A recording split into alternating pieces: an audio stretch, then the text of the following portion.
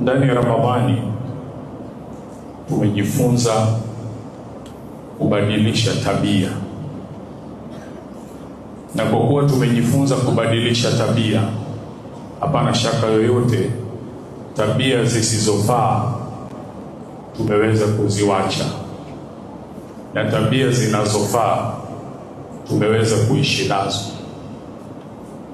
Tumefunzwa ndani ya Ramadhani tujiepushe kusema uongo. Tumeishi namna hiyo.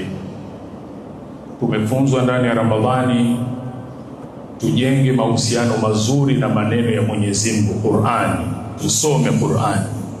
Tumeishi namna hiyo. Hapana shaka yoyote tabia hizi tutadumu nazo.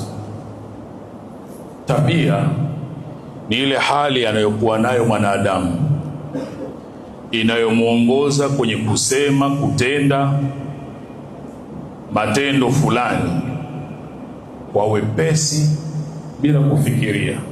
Hiyo ndio tabia. Mwenye tabia ya kutoa mathalan, inapofika pahala pa kutoa hahisi uzito wowote wala hafikirii.